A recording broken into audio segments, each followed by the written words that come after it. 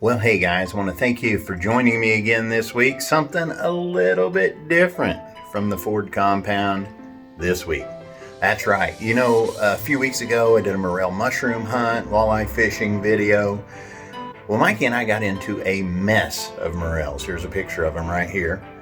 And not enough fish to cook.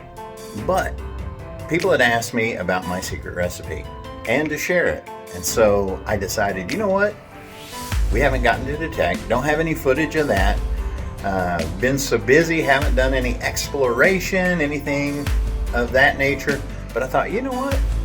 I do have a good recipe and I am going to share it. So this week's episode I have titled Cooking with Jeff Boyardee. Enjoy.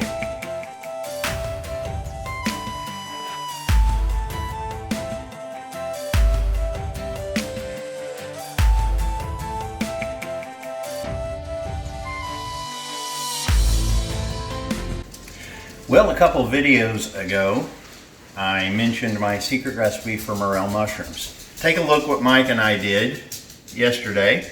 We did a little social distancing. Hopefully you can see those mushrooms right there. And I'm going to take those and prepare them in such a way. I've had them soaking in water, just straight water, because I'm going to take that water. All the pores have come out of these mushrooms. I'm going to take that water and I'm going to put it in my garden where we've got a little hugelkultur going. Hopefully they will grow there. But I'm not going to bore you with all this, but I'm going to cut off some of the bad ends. I'm going to section these all up. I'm going to get them ready. I got to go grind some flour, and then I'll show you my recipe as we go on from there. You're not getting this, Ace. It's not food. All right, guys. Hey, we're out in the garden. This is our strawberry bed out here. Hush, hush, hush. And this is a place where we did hugelkultur. So there's actually some logs buried underneath this soil. I brought in, this is some compost that we created. I just brought it in, freshly dropped it. So I thought it'd be a good time for these spores from the water from the mushrooms to get down in and possibly grow us some morels. So I'm going to go ahead and just pour this right along the edge here. We don't know if it will work, but we're sure going to give it a go. What we're trying to do is create an atmosphere here where that mycelium can grow. Mycelium being the roots of the fungus, the morels. Oh, there's a lot more in there. And hopefully that will take and we'll get us some morel mushrooms next year.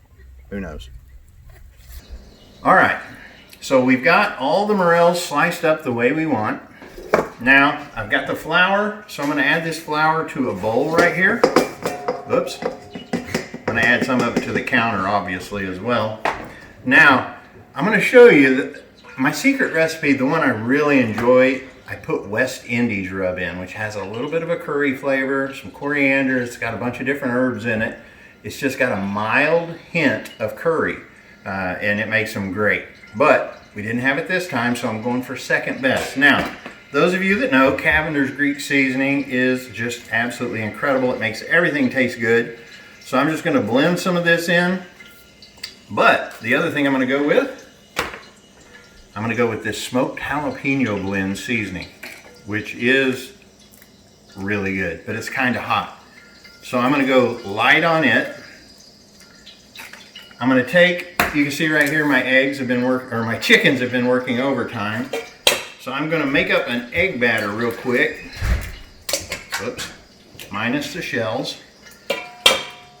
I cook these mushrooms in coconut oil. It gives a little bit of sweet to the flavor, coupled with the hot from the jalapeno, the smoked jalapeno herb. It's to die for. So I'm going to get the egg batter ready, and then we'll show you the dipping here in just a second. All right, so I got my egg batter prepared. I got my mushrooms here, my flour here, and my egg batter here. My coconut oil is almost to the point. I might have to add just a little bit more just to get my level up the way I want it. I don't want to have to sit here and keep flipping them all the time. So we will add more to it. I'm going to turn my heat back up. I'd cranked it down just a little bit. I was going going to do this on the wood stove, but it got a little bit warm. Kind of hard to gauge the temperature. I guess you could slide it around, but let that melt off of there real quick. And so now we will come in here, and basically what I'm going to do is I'm going to just take these bits and pieces, I'm going to sprinkle them into the flour, and I double dip. In fact, I forgot to get my sifter out. Let me get my sifter, colander, not sifter, colander, because I like to double dip them. So we will flip these around in here a little bit, make sure they get a good coating of flour. Then I'm going to dip them into my egg batter here, and then I'm going to coat them again in flour, and they'll be ready to go into the hot fryer. So when I get them into the frying pan, I will show you. All right, here we are. We've got our coconut oil that is all heated up and ready to go. Everything's breaded, double dipped.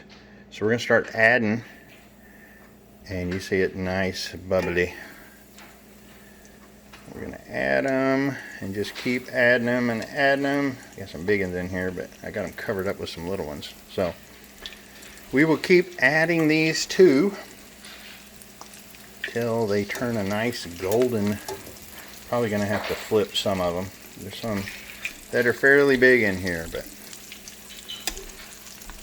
you can see my daughter cooked up some chicken, so we're going to have some chicken and some mushroom. Didn't catch enough fish last night to feed the whole family, so we didn't mess with preparing that.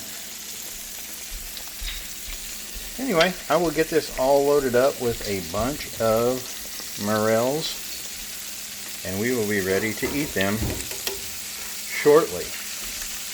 I'll show you the finished product once we get them out. I like them to be just a golden deliciousness, golden brown. Anyway, I'll get this filled up and we will be back with the finished result. Okay, it has been probably 6-7 minutes and they're just about ready to come out of the coconut oil. I like to get them crisp to where the outer skin is kind of like that of fried chicken. So I'm going to place them on a paper towel so they can continue to drain some of that oil off. Coconut oil is good for you, but too much oil of any type, not so much. So we will get these out, and you can see they're golden delicious. Kind of look like a little piece of chicken, don't they, fried up? They taste very good as well. So let me get the rest of these out, and I will get another batch made up. We'll go ahead and put them in, get them going, and then it'll be go time. You see all the meats off the chickens. Those are chickens that we raised. Freedom Ranger is the type that we raised and butchered about 98 of them this year. So this freezer was stocked nicely, but we're thinking about doing it again. Anyway, be back with the finished product. Alright, we got the last batch here that is absolutely ready to go. I say last batch, it's the last batch that I'm going to do before we eat, because everything else is ready and I am slowing the process down. So let's get these out quick as we can. Let me go ahead and turn the oil off, and I'll fire it back up again after dinner. And we'll cook up the remainders after that. But I always try to get it to where, you know, a lot of times, like when I'm frying up something else, towards the end the oil will be getting a little bit dark, and I try not to do that with these mushrooms. So usually start with a really light heat, just enough to get a little bit of frying going. Seems to work out pretty good, and I adjust it down as we go. Let me see, I think those two right there, we'll put on there some crumblies, and just like that, this is ready to go to the serving tray, or to the dinner table. Let's see, my daughter makes home-baked bread, so it looks like we've got honey wheat, we got the morel mushrooms. I told the boys to get the ketchup, we got salad going, and we got chicken going. So we are going to chow down. Anyway, that's a neat little recipe. We have tried it already. Delicious. Woohoo! Yep, that's about it. Was it good, guys? Oh yeah. Yeah. Oh yeah, man. Excellent.